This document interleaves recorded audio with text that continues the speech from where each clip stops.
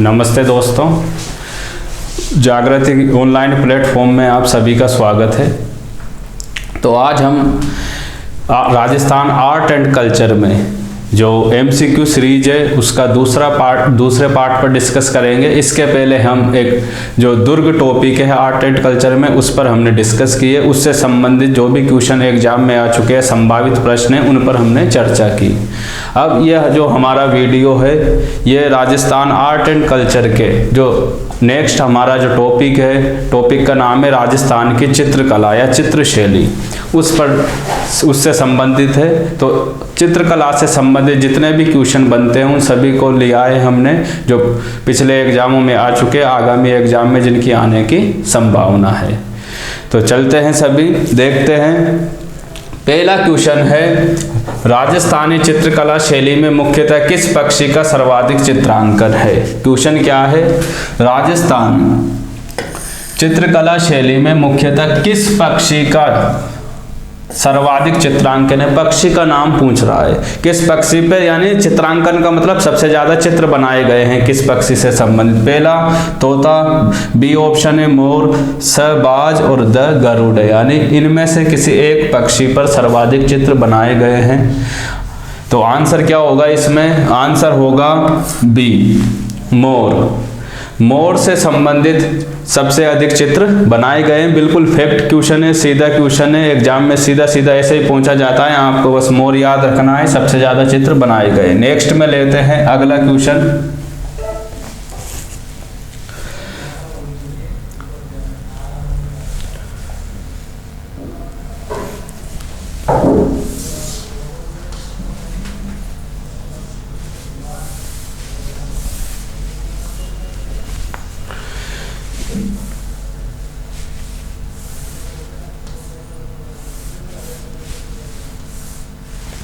निम्न में से कौन सी चित्रकला शैली मेवाड़ शैली में शामिल नहीं है? यह अपना क्वेश्चन है।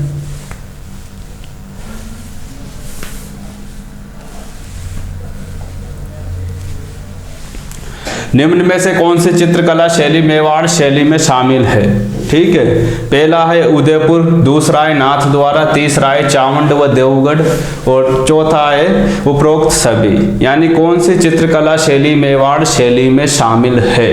मेवाड़ शैली को स्कूल भी कह सकते हैं अपन। इसमें होगा उदयपुर, बी नाथ द्वारा, स में चावंड और देवगढ़ है, उपरोक्त सभी। तो इसमें आंसर क्या होगा? इसमें होगा नाथ द्वारा, उदयपुर, चावंड, देवगढ़, ये चारों रूप हैं मेवाड़ शैली के ही रूप हैं।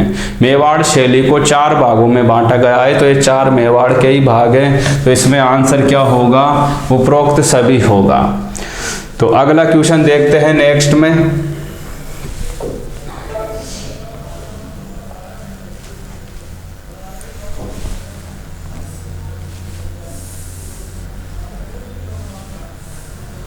यह अपना क्वेश्चन है,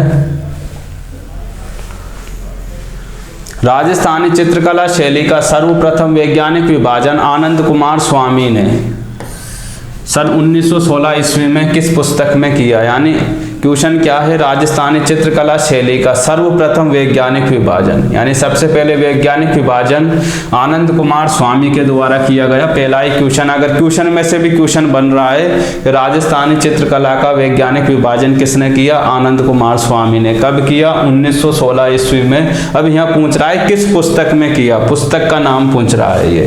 तो Indian paintings, Rajput paintings, studies in Indian paintings, उपरोक्त सभी। तो इसमें आंसर क्या होगा? राजपूत पेंटिंग्स होगा। क्या होगा आंसर? राजपूत पेंटिंग्स में आनंद कुमार स्वामी ने सर्वप्रथम वैज्ञानिक विभाजन किया।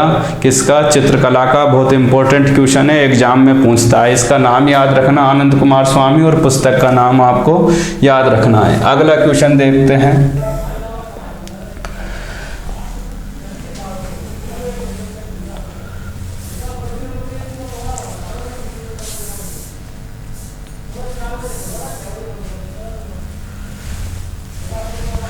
अगला क्वेश्चन है, राजस्थान की सबसे प्राचीन एवं मौलिक चित्रकला शैली कौन सी है? राजस्थान की सबसे प्राचीन एवं मौलिक चित्रकला शैली कौन सी है?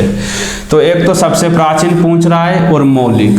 जो सबसे प्राचीन होगी वही मौलिक शैली होगी। मौलिक शैली का मतलब है जो सबसे पहले शुरू हुई, जो यानी ओरिजिनल शैली है, उसको मौलिक शैली बोलते हैं। तो जो सबसे पहले शुरू हुई होगी वही सबसे प्राचीन होगी। तो क्वेश्चन को समझना सबसे पहले इंपॉर्टेंट है। ऐसा क्वेश्चन क्या है, कई बार समझ में नहीं आता है स्टूडेंट को, क्योंकि इसमें प्राचीन और मौलिक कहीं सोच रहे हैं अलग अलग शैलियाँ होंगी, ऐसा नहीं है। तो राजस्थान की सबसे प्राचीन एवं मौलिक चित्रकला शैली वो केवल कौन सी है? मेवाड़ शैली आएगा इसमें। मेवाड़ शैली, सबसे पहले मेवाड़ क्षेत्र में चित्रकला का जन्म हुआ, और चित्रकला का मेवाड़ क्षेत्र में जन्म हुआ तो जो शैली का जन्म हुआ उस शैली को मेवाड़ क्षेत्र के नाम से ही जाना गया, मेवाड़ शैली कहा गया। ठीक है, अगला देखते हैं नेक्स्ट में अगला क्वेश्चन।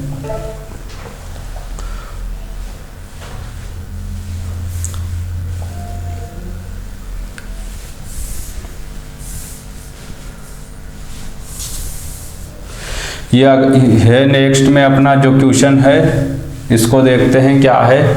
मेवाड़ शैली का सबसे प्राचीन चित्रित ग्रंथ 1260 ईस्वी का श्रावक प्रतिक्रमण सूत्र चूर्णी आहड़ में किस गोहिल शासक के समय चित्रित किया गया? यानी क्वेश्चन क्या है, मेवाड़ शैली का सबसे प्राचीन चित्रित ग्रंथ की बात कर रहा है। सबसे प्राचीन चित्रित ग्रंथ कब लिखा गया? 1260 ईस्वी में, समय भी दिया हुआ है। ग्रंथ का नाम क्या है जो लिखा गया? श्रावक प्रतिक्रमण सूत्र चूर्णी, ये ग्रंथ का नाम है। काफी बड़ा नाम है, इसलिए टुकड़ों में अपन याद करेंगे इसको। श्रावक प्रतिक्रमण सूत्र और चूर्णी कहाँ पे लिखा गया? आहड़ में ये लिखा गया जो उदयपुर में है। और किस गुहिल शासक के समय लिखा गया? अब देखो इसमें भी कई क्वेश्चन बन रहे हैं, क्वेश्चन में क्वेश्चन कि राजस्थान का सबसे प्राचीन चित्रित ग्रंथ कौन सा है? तो चित्रित ग्रंथ का नाम भी एग्जाम में पूछता है, तो ग्रंथ का नाम ही हो गया श्रावक प्रतिक्रमण सूत्र चूर्णी। कहाँ पे लिखा गया? तो आहड़ उदयपुर में लिखा गया 1260 ईस्वी में। किस गोहिल शासक के समय चित्रित किया गया? तो गोहिल शासक का नाम पूछ रहा है। Option A Bappa Rawal, B Allat है, स तेज सिंह है, द जैत्र सिंह है। तो इसमें आंसर क्या होगा? इसमें आंसर होगा किसके समय लिखा गया? तेज सिंह के समय लिखा गया। पहला चित्रित ग्रंथ जो मेवाड़ का लिखा गया तेज सिंह के समय लिखा गया आहड़ में। देखते हैं अगला क्वेश्चन नेक्स्ट में। अगला क्वेश्चन देखते हैं।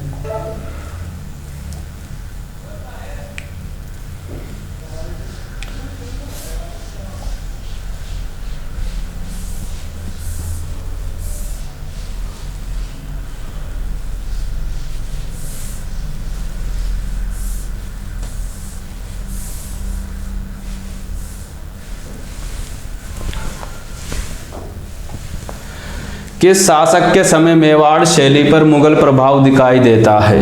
क्वेश्चन क्या है, किस शासक के समय मेवाड़ शैली पर मुगल प्रभाव दिखाई देता है? तो महाराणा उदय सिंह, महाराणा अमर सिंह प्रथम, महाराणा जगत सिंह प्रथम, राव तेज सिंह। क्वेश्चन क्या है, किस शासक के समय मेवाड़ शैली पर मुगल प्रभाव दिखाई देता? किस पर? मेवाड़ शैली पर मुगलों का प्रभाव किसके समय पड़ा? तो मुगलों की जिसने अधीनता सबसे पहले स्वीकार की होगी उसी के समय मुगल शैली का प्रभाव पड़ा होगा उस शासक के समय। तो सबसे महाराणा उदय सिंह ने मुगलों की अधीनता स्वीकार नहीं की। अगर हम बात करें अमर सिंह प्रथम, महाराणा प्रताप का पुत्र था, इसने 1615 में मुगलों की अधीनता स्वीकार की थी। जहांगीर के समय 1615 में मुगल मेवाड़ संधि हुई थी। इसके बाद जगत सिंह तो बाद में आता है, ठीक है। राव तेज सिंह, इसने भी अधीनता स्वीकार नहीं की। तो इसमें आंसर क्या होगा? अमर सिंह प्रथम, इसी ने मुगलों की अधीनता स्वीकार की और इसी के समय मेवाड़ शैली पर मुगल शैली का प्रभाव दिखाई देता है। तो इसमें आंसर बी होगा। चलते हैं नेक्स्ट में।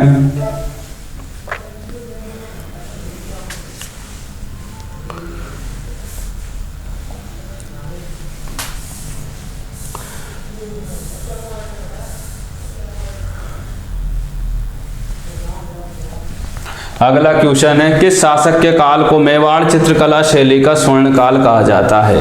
क्वेश्चन क्या है, देखो, मेवाड़ चित्रकला शैली का स्वर्ण काल किसका? मेवाड़ चित्रकला शैली का स्वर्ण काल कहा जाता है। किसका काल? यानी शासक का नाम पूछ रहा है, किस शासक का? तो शासक देखते हैं, अमर सिंह द्वितीय, महाराणा जगत सिंह प्रथम, महाराणा भूपाल सिंह, महाराणा स्वरूप सिंह। तो आंसर क्या होगा इसमें? आंसर होगा जगत सिंह प्रथम। फैक्ट क्वेश्चन है, बिल्कुल इजी क्वेश्चन है, आपको नाम याद रखना है। मेवाड़ शैली का स्वर्णकाल किसका काल? जगत सिंह प्रथम का काल। नेक्स्ट में देखते हैं,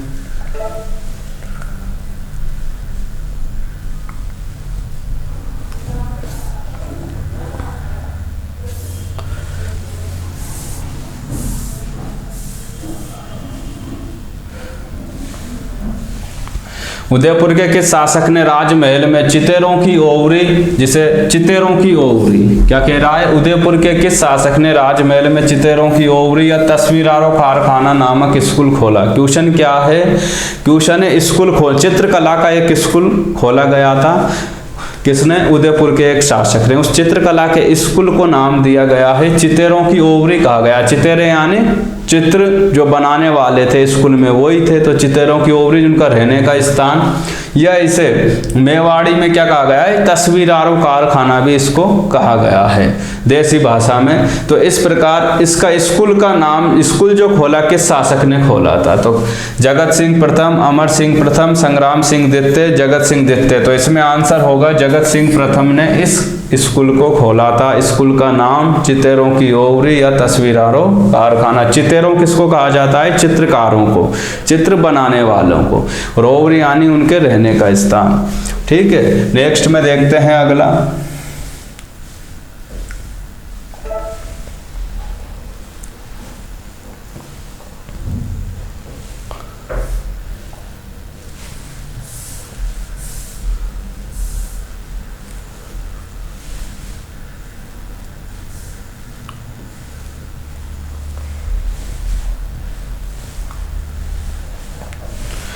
किस शासक के काल को नाथ द्वारा शैली का स्वर्णकाल कहा जाता है? शासक का नाम पूछ रहा है।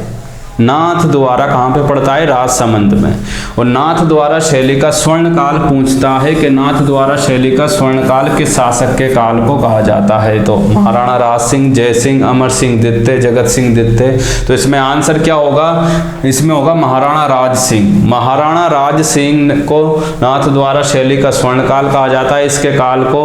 और नाथ द्वारा शैली में पिछवाई कला जो है, पिछवाई कला में चित्र बनाए गए, यानी पिछवाई कला नाथ द्वारा की प्रसिद्ध है। और पिछवाई कला की बात क्या है? पिछवाई कला का अर्थ होता है पीछे लटकाना, और इसमें भगवान कृष्ण की श्रीनाथ रूप में पूजा की जाती है। श्रीनाथ रूप में भगवान कृष्ण की पूजा की जाती है। तो पिछवाई कला में होता क्या है? श्रीनाथ जी के जो मंदिर होते हैं, उस श्रीनाथ जी के मंदिरों के पीछे, मंदिर जो होते हैं, मंदिर में जैसे मूर्ति है, मूर्ति के पीछे दीवार पर कपड़ा लटकाकर श्रीनाथ जी भगवान का बाल रूप है। भगवान के बाल रूप को श्रीनाथ रूप कहा गया है। और बाल रूप में भगवान कृष्ण ने मक्खन चोरी की थी, कई लीलाएं की थी। ठीक है, तो उन लीलाओं को उस कपड़े पर उकेरा जाता है, चित्र बनाए जाते हैं। इसी को पिछवाई कला कहा गया। और ये नाथ द्वारा की फेमस है। इसे गौड़ या जांगड़ ब्राह्मण जाति के लोग इन चित्रों को बनाते हैं। इसमें एक नारायण शर्मा है जिसे राष्ट्रीय स्तर पर हस्तशिल्प पुरस्कार मिला है। तो ये ध्यान रखना है आपको, नाथ द्वारा में कौन सी कला प्रसिद्ध है? पिछवाई कला। एग्जाम में कई बार पूछा गया है। और किसका काल स्वर्णकाल कहलाता है? राज सिंह का काल। तो नेक्स्ट में देखते हैं अगला क्वेश्चन।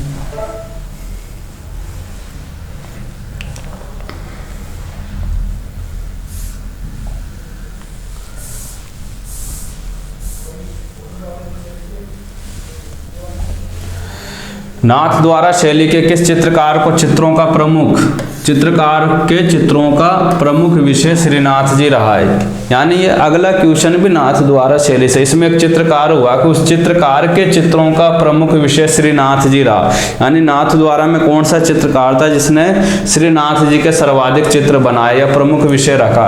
ए घासीराम, बी उदयराम, सी नारायण, और द है चतुर्भुज। तो इसमें होगा घासीराम नामक चित्रकार का जो चित्र थे उनका प्रमुख विषय क्या था? श्रीनाथ जी था। यानी श्रीनाथ जी से संबंधित ज्यादा चित्र बनाए किसने? घासीराम ने। नेक्स्ट में देखते हैं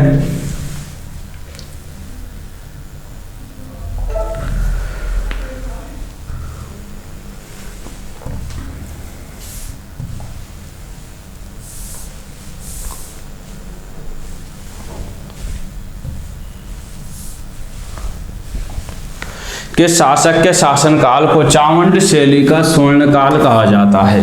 पूछ रहा है किस शासक के काल को चावंड शैली, ये मेवाड़ शैली के 4 भाग थे, उन्हीं में से एक भाग है चावंड शैली का स्वर्णकाल कहा जाता है। अब चावंड अगर अपन बात करें तो चावंड को राजधानी बनाया था किसने? महाराणा प्रताप ने।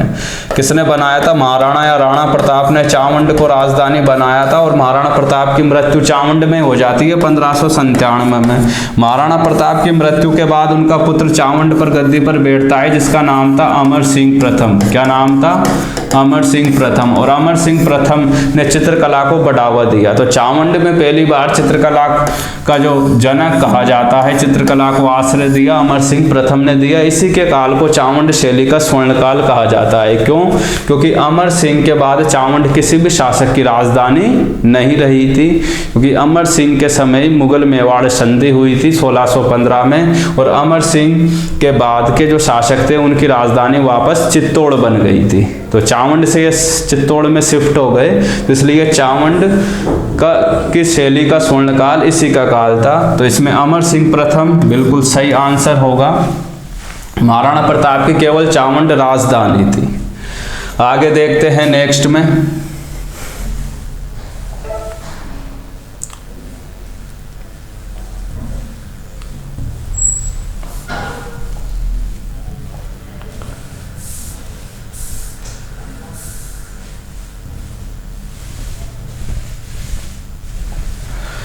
निम्न में से कौन सी चित्रकला शैली, निम्न में से कौन सी चित्रकला शैली मारवाड़ शैली में शामिल है? क्वेश्चन है निम्न में, इनमें 4 शैलियां हैं, इनमें से मारवाड़ शैली में शामिल बता रहा है कौन कौन सी मारवाड़ शैली में आती है। मारवाड़ काफी बड़ा एरिया था, मेन है मारवाड़ में जोधपुर, तो यानी जोधपुर के अंदर भी आती है। तो मारवाड़ शैली में जोधपुर तो आएगा ही सही, जोधपुर से जुड़ा हुआ एक बीकानेर शैली भी हुई थी, जैसलमेर, नागौर है, किशनगढ़, अजमेर है, उपरोक्त सभी। तो इसमें आंसर क्या होगा? उपरोक्त सभी आंसर होगा, क्योंकि मारवाड़ पश्चिमी राजस्थान और कुछ उत्तरी राजस्थान का भाग इसमें आता है। तो ये सब मारवाड़ के शैली के अंदर आते हैं। ध्यान रखना है, इंपॉर्टेंट है। कितने जिले हो गए? 1 2 3 4 5 6 जिले हो गए। जोधपुर, बीकानेर, जैसलमेर, नागौर, किशनगढ़, अजमेर शैलियां का सम्मिलित रूप ही क्या कहलाता है? मारवाड़ शैली। तो देखते हैं नेक्स्ट में अगला क्वेश्चन।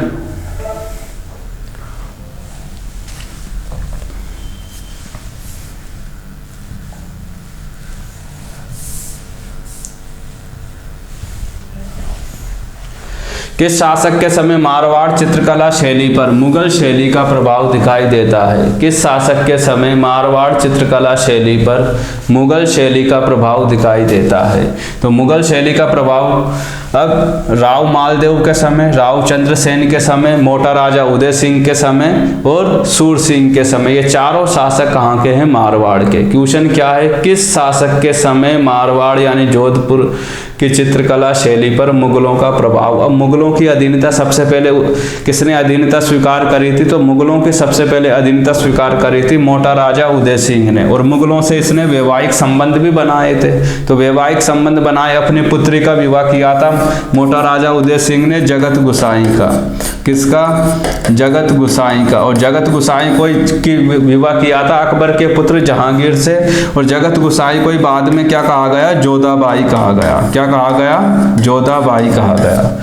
तो एक तरीके से जोधाबाई का जो पिता था उदय सिंह को मोटा राजा की उपाधि भी अकबर ने ही दी थी। तो अकबर मुगलों से संबंध इसने बनाए सबसे पहले, और इसी के समय मारवाड़ शैली पर, चित्रकला पर मुगल शैली का प्रभाव पड़ा।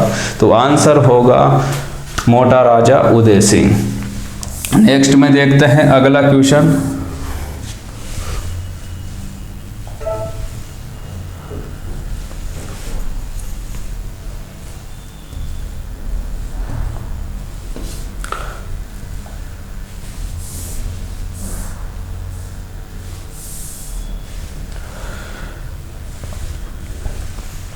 बीकानेर चित्र शैली का जन्म किस शासक के समय हुआ? बीकानेर चित्र शैली का जन्म किस शासक के समय हुआ? शासक का नाम पूछ रहा है। तो राव बीका, राव लूणकरण, राव कल्याणमल और महाराजा राय सिंह। महाराजा राय सिंह। बीकानेर चित्र शैली का जन्म किस शासक के समय हुआ? तो शासक का नाम पूछ रहा है। तो शासक, अब देखो बीकानेर चित्र शैली। राव बीकानेर का संस्थापक था, लेकिन चित्रकला पे ध्यान नहीं दिया। इसके बाद लूणकर्ण आया, कर्ण कल्याणमल आया, फिर कल्याणमल का बेटा राय सिंह आया। ये पूछ रहा है जन्म किस के समय हुआ, तो जन्म हुआ, चित्रकला का जन्म राय सिंह के समय हुआ। कई बच्चे राव बीका कर देते हैं, क्योंकि राव बीका ने बीकानेर की स्थापना की, तो क्या इसी के समय चित्रकला का उद्भव हुआ होगा?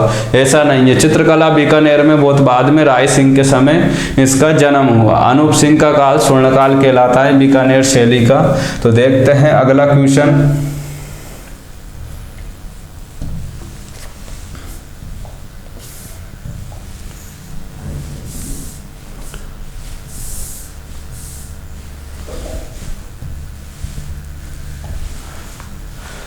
किस शासक के काल को बीकानेरी चित्र शैली का स्वर्णकाल कहा जाता है? तो बीकानेरी चित्र शैली का स्वर्णकाल किसके काल को? कल्याणमल, राय सिंह, अनूप सिंह या सरदार सिंह? तो इसमें होगा अनूप सिंह के काल को। अनूप सिंह ने चित्रकारों को अपने यहाँ आश्रय दिया और चित्रकला में इसकी रुचि थी अनूप सिंह की, इसीलिए इसका काल बीकानेरी शैली का चित्र जो है स्वर्णकाल कहा जाता है। और जन्म किसके? जन्म पूछेगा उद्भव चित्रकला का तो राय सिंह, स्वर्णकाल पूछेगा तो अनूप सिंह।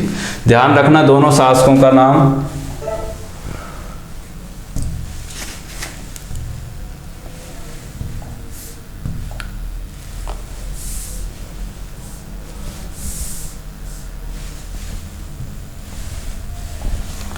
उस्ता एवं मथेरना कला। उस्ता एवं मथेरना कला कलाकारों का संबंध किस चित्र शैली से है?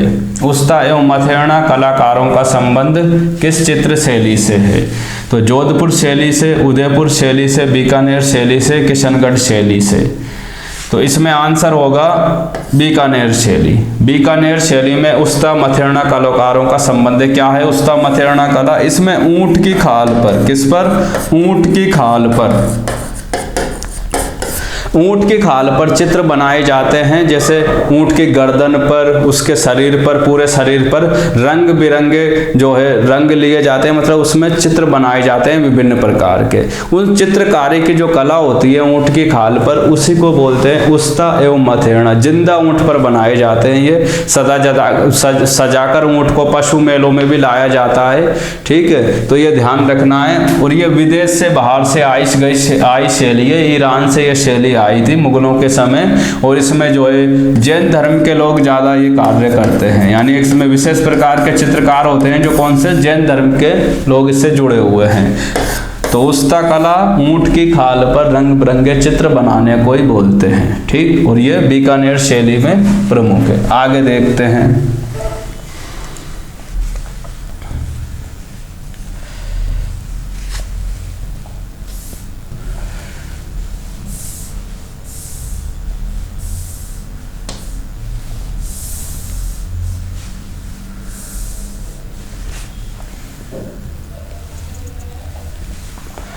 क्वेश्चन है किस शैली के चित्रकार अपने चित्रों पर अपना नाम और तिथि लिख दिया करते हैं? क्वेश्चन क्या है, किस शैली के चित्रकार अपने चित्रों पर अपना नाम और तिथि लिख देते हैं? नाम और तिथि कौन से चित्रकार लिखते हैं, कौन से शैली में? जोधपुर शैली, बीकानेर शैली, किशनगढ़ या अलवर शैली के?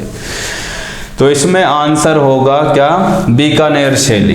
बीकानेर शैली के जो चित्रकार होते हैं ये चित्र बनाने के बाद उस पर अपना नाम लिखते हैं और तिथि यानी तारीख भी अंकित करते हैं। और किसी भी शैली में, चाहे अलवर, जयपुर, अन्य शैलियां हैं, उनमें ऐसा चित्रकार नहीं करते हैं, केवल इसी शैली में। ध्यान रखना है, बहुत इंपॉर्टेंट क्वेश्चन है।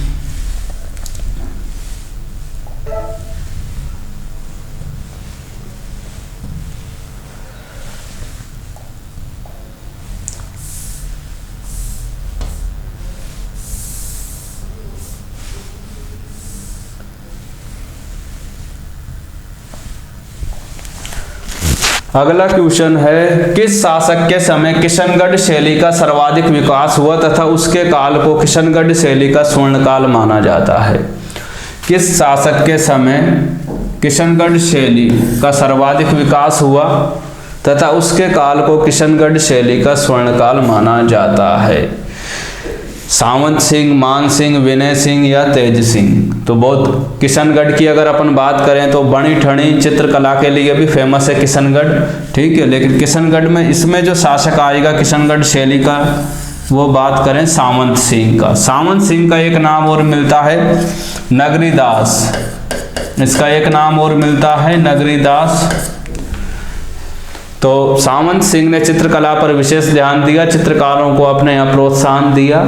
इसके अलावा बणी ठणी एक चित्र है नाथ द्वारा में, अगले क्वेश्चन में आएगा, उस पर चर्चा करेंगे बणी ठणी पे कि बणी ठणी क्या है, ठीक है।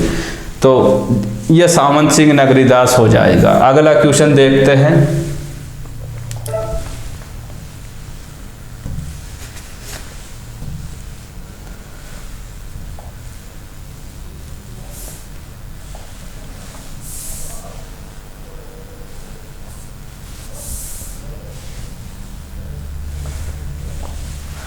निम्न में से किसने बणी ठणी को भारत की मोनालिसा कहा? बणी ठणी को भारत की मोनालिसा कहा। बणी ठणी को समझ लेते हैं पहले। तो बणी ठणी क्या है? तो बणी ठणी एक चित्र है महिला का। बणी ठणी एक चित्र है महिला का या स्त्री का चित्र है। और यह स्त्री कौन थी? तो इस स्त्री का संबंध है किशनगढ़ शैली से। किशनगढ़ शैली से इसका संबंध है। किशनगढ़ शैली, जहाँ अभी इससे पहले के क्वेश्चन में हमने देखा किशनगढ़ शैली का जो शासक था सावंत सिंह नगरीदास, वो दिल्ली गया था और उसे एक नृत्य करने वाली महिला से प्रेम हो जाता है और दिल्ली से वो उसको लाकर किशनगढ़ में अपनी रानी बनाता है। तो जो रानी थी बणी ठणी बहुत सुंदर थी और नाचने वाली थी। तो इसका जो चित्र बनाया गया किसके द्वारा? नगरी किशनगढ़ में एक प्रमुख चित्रकार था निहाल चंद मोरध्वज के द्वारा। निहाल चंद मोरध्वज यह चित्रकार था जिसने इस चित्र को बनाया था। निहाल चंद मोरध्वज चित्रकार ने बणी ठणी का चित्र बनाया था। बणी ठणी का अर्थ होता है क्या? सजी धजी या सजी संवरी। सजी धजी या सजी संवरी इसका अर्थ होता है, ठीक है। सजी धजी सजी संवरी इसका अर्थ होता है। बणी ठणी के जो अगर ओरिजिनल चित्र की बात करें तो ये रखा हुआ है अल्बर्ट म्यूजियम पेरिस में रखा है ओरिजिनल कॉपी इसकी। और इसकी एक जेरोक्स जो कॉपी रखी है वो अजमेर संग्रहालय में रखी है। जेरोक्स कॉपी कहाँ पे है? अजमेर संग्रहालय में। ओरिजिनल पेरिस के अल्बर्ट म्यूजियम में रखी है। बणी ठणी जो चित्र था उसको सबसे पहले खोजा किसने, यानी देखा पहचान किसने की? तो यहाँ क्वेश्चन अपना यही है। तो खोज की अगर अपन बात करें तो एरिक डिक्सन ने खोज करी थी। बणी ठणी को भारत की मोनालिसा भी किसने कहा? एरिक डिक्सन ने ही कहा था। तो ये नाम याद रखना बहुत इंपॉर्टेंट है। एरिक डिक्सन जिसने बणी ठणी को भारत की मोनालिसा कहा और इस चित्र की खोज भी इसी ने की थी। मोनालिसा विश्व की सबसे महंगी और सबसे सुंदर चित्र माना जाता है। मोनालिसा एक महिला का चित्र था जिसे एक विदेशी इतिहासकार लियोनार्डो दा विंची के द्वारा बनाया गया था। तो आगे देखते हैं, अगला क्वेश्चन लेते हैं।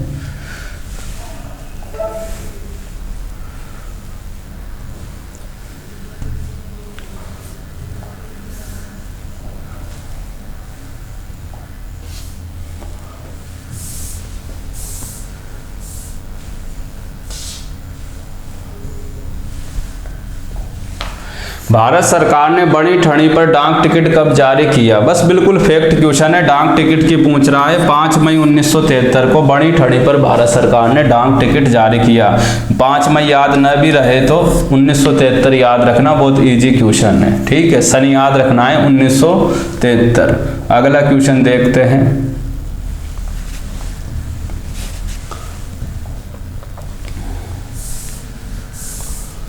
अगला क्वेश्चन है अपना, ये अगला क्वेश्चन है।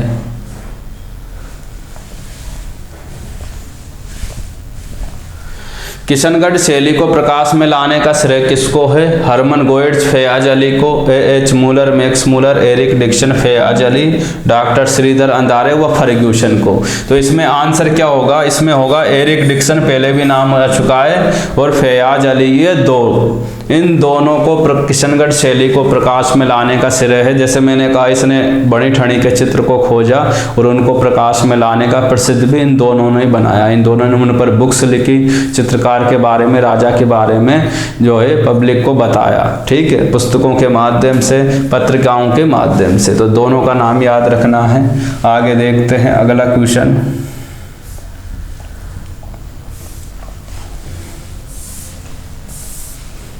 अगला क्वेश्चन है अपना ये, किस चित्र कला शैली की विशेषता इसका निजी स्वरूप है जिस पर कभी मुगल प्रभाव नहीं पड़ा और न ही इस पर जोधपुर शैली का प्रभाव पड़ा?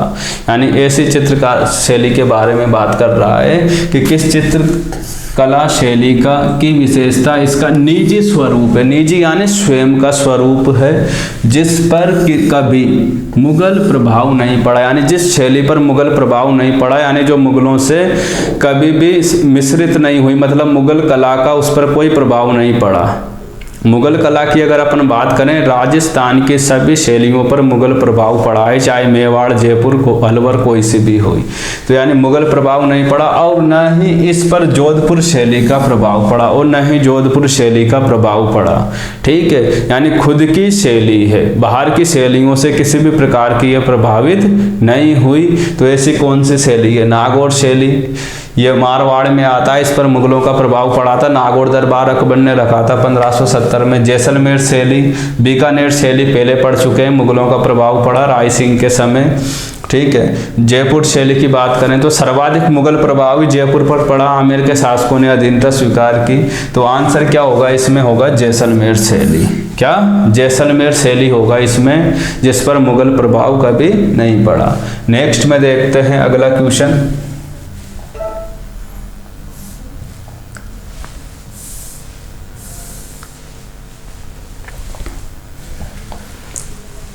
राजप्रसादों की शोभा मूमल किस शैली का प्रमुख चित्र है? राजप्रसादों यानी राजमहलों को राजप्रसाद भी कहा गया है।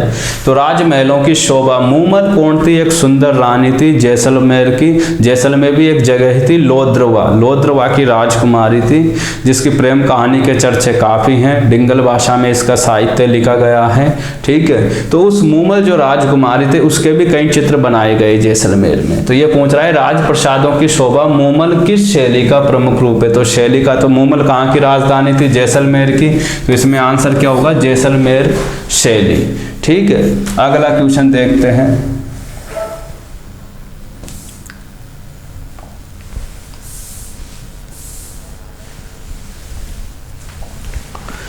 राजस्थान का प्रथम राज्य जिस पर मुगल चित्र शैली का प्रभाव पड़ा। राजस्थान का प्रथम राज्य जिस पर मुगल चित्र शैली का प्रभाव पड़ा, प्रथम राज्य की बात कर रहा है।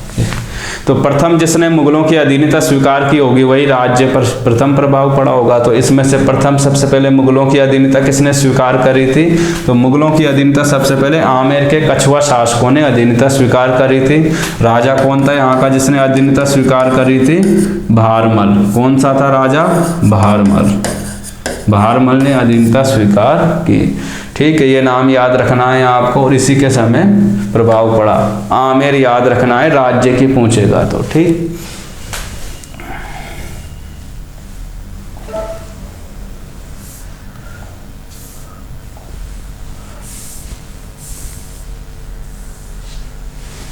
क्वेश्चन है अपना अगला, किस शासक के समय जयपुर शैली पर यूरोपीय प्रभाव दिखाई देता है? जयपुर शैली पर, किस शासक के समय जयपुर शैली पर? अब तक हम मुगल प्रभाव की बात कर रहे थे, लेकिन अब इसमें क्वेश्चन में क्या बात कर रहा है? यूरोपीय प्रभाव दिखाई दिया जयपुर शैली पर। तो जयपुर शैली पर मुगलों का तो सर्वाधिक प्रभाव था, यूरोपीय शैली का प्रभाव किस शासक के समय पड़ा? तो जगत सिंह द्वितीय, सवाई प्रताप सिंह, राम सिंह द्वितीय या माधो सिंह द्वितीय?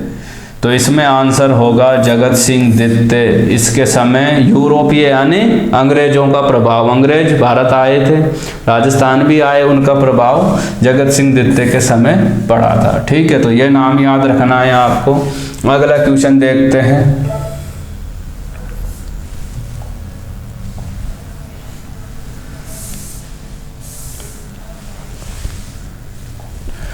निम्न में से कौन सी ढूंढाड़ शैली या स्कूल शैली को ही बोलते हैं, ढूंढाड़ शैली की उपशैली है। ढूंढाड़ कौन सा हो गया? जयपुर के आसपास वाला क्षेत्र को ढूंढाड़ बोलते हैं। जयपुर ढूंढ नदी के किनारे हो गया, तो इस शैली आसपास के जो क्षेत्र हैं वो भी ढूंढाड़ में आते हैं। तो ढूंढाड़ शैली की उपशैली पूछ रहा है। अलवर शैली, उनियारा शैली, आमेर शैली या कोटा शैली। देखो ये तीनों की बात करें तो ये तीनों जयपुर के आसपास ही हैं, और कोटा की बात करें तो ये हाड़ौती में आता है। किसमें? तो ये तो होगा ही नहीं ढूंढाड़ में। तो अलवर भी जयपुर में के अंडर में ही था पहले। उनियारा, आमेर तो जयपुर में है ही है। तो नहीं पूछ रहा है, नहीं है। तो नहीं कोटा शैली जयपुर या ढूंढाड़ शैली की उपशैली नहीं है। अगला देखते हैं।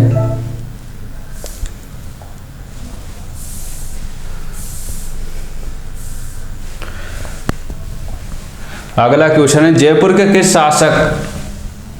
शासक का सवाईश्वरी सिंह का आदमकद चित्र किस चित्रकार ने बनाया? यानी जयपुर का एक शासक था, जयपुर के शासक सवाईश्वर सिंह था। ईश्वरी सिंह का एक आदमकद चित्र बनाया गया, और किस चित्रकार ने बनाया? आदमकद चित्र का नाम है पूरा चित्र, यानी पैर से लेकर सिर तक, पेड़ से लेके सिर तक का पूरा चित्र बनाया गया। ठीक है, वो किसने बनाया था? पहले तो क्वेश्चन यही बनता है किस शासक का बनाया गया? सवाईश्वरी सिंह का। ये वही है ईश्वरी सिंह, जयपुर का एकमात्र शासक जिसने आत्महत्या की। ईसर लाट से कूदकर इसने आत्महत्या कर ली थी। ठीक है, चित्रकार का नाम पूछ रहा है तो इसमें होगा साहिब राम ने इसका आदमकद चित्र बनाया। एग्जाम में कई बार ये क्वेश्चन पूछा गया है, बहुत इंपॉर्टेंट है, ध्यान रखना है आपको। अगला देखते हैं।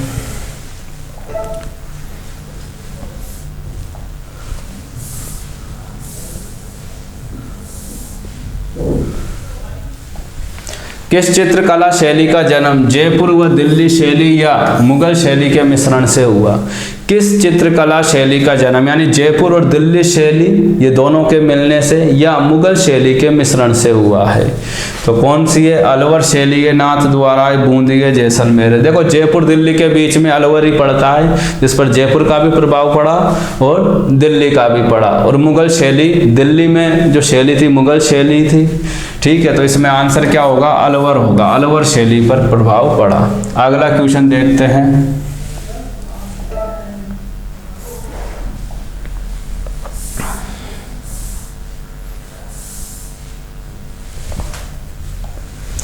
निम्न में से कौन सी अलवर शैली की विशेषता है? निम्न में से कौन सी अलवर शैली की विशेषता है? तो योगासन इस शैली का प्रमुख विषय रहा है। वेश्याओं के चित्र हैं, हाथी दांत पर चित्रण है, उपरोक्त सभी। यानी अलवर शैली की विशेषता इनमें कौन कौन से चित्र थे? तो इसमें आएंगे तीनों। अलवर में योगासन से संबंधित चित्र बनाए गए, वेश्याओं के चित्र बनाए गए, हाथी दांत पर भी चित्रण किया गया। एकमात्र शैली है जिसमें वेश्याओं के चित्र बनाए गए, केवल अलवर शैली है। बाकी योग से हाथी दांत पर भी चित्रण किया गया। तो ये तीनों ही भाग हो गए इसके। आगे देखते हैं।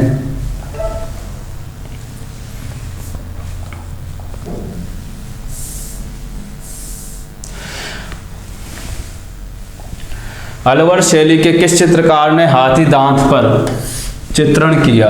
यानी चित्रकार का नाम पूछ रहा है कि अलवर का कौन सा चित्रकार था जिसने हाथी के दांत पर चित्र बनाया।